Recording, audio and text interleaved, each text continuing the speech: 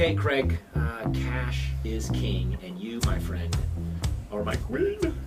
Let's talk about 38% of the in the second quarter of last year. 38% of home purchases, home sales, were cash transactions. Now, this includes homes that were purchased as distressed sales, homes that were purchased by large corporations that in turn are going to have them in their portfolio. So it's not 38% of your average consumers paid cash for their home. It's 38% in aggregate. Consumers, commercial investors, etc. So, but that's just a crazy high number. Well, and it was 42% the prior quarter, and that's because there are a little bit less big institutional investors participating. So right. With that in mind, I would still say a big chunk of that 38% figure is coming from people buying private residences for themselves to live in, and potentially some private individuals buying investment properties as well. But yeah, there's a lot of cash going in the house. Okay, so if you're an institutional investor, that's a different. We're not speaking to you necessarily, but we're speaking to those of you that are your hardworking life as you own it listener, thinking strategically and trying to make sure that you're making a wise choice. Does paying cash for your home, does that make financial sense? It rarely, and I mean rarely, makes financial sense. So you're going to give us 3 reasons it is just plumb silly. Absolutely. And here they are. Plumb silly. Reason number 1, folks, you're missing out on an enormous arbitrage opportunity. So your first one that makes it not smart is missing out on arbitrage.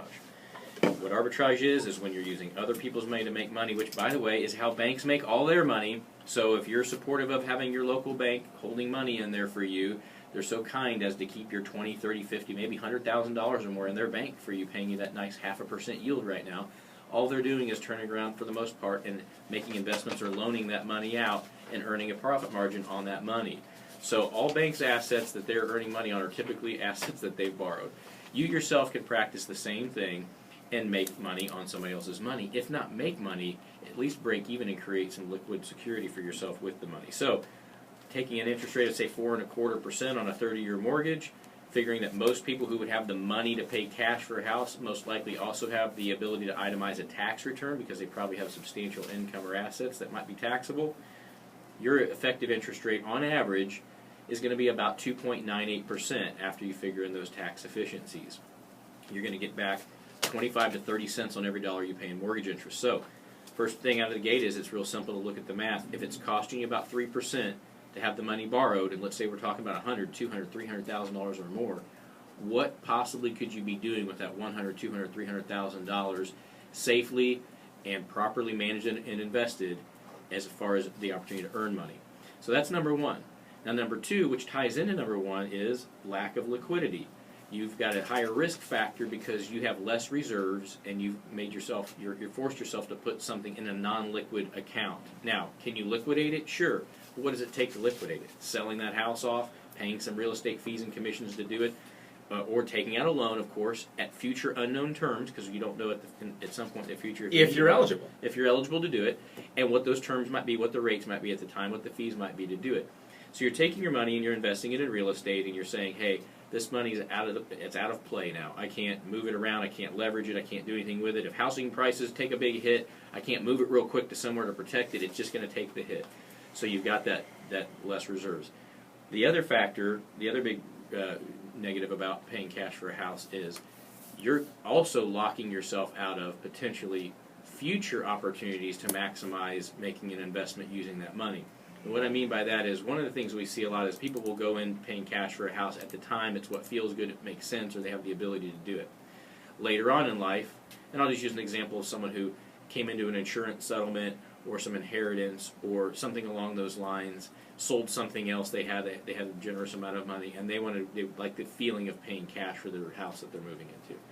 6 months later, 6 years later, 16 years later, they're in a different financial situation. There's either a great opportunity or there's a dire situation. And now they're looking to change what they're doing, and they wanted to do something with that money from that house. You have locked yourself out of the tax deductibility, except for the $100,000 one-time exemption. you've locked yourself out of potentially qualifying for certain types of loan programs and things like that. So you are limiting future opportunities by putting your money in that way. So basically, again, folks, there's money to be made on that money, potentially far in excess of what it's costing you in interest. On top of that, you've got the liquidity factor to consider, and having liquidity is an important piece of an investment many times. And then lastly, future opportunities that you may be able to participate in with that money are sometimes out the window, especially when it comes to the tax deductibility piece. And I'm going to hammer on the biggest one I see is going to be the liquidity or reserves that people will otherwise use that puts their financial future and their financial present at risk.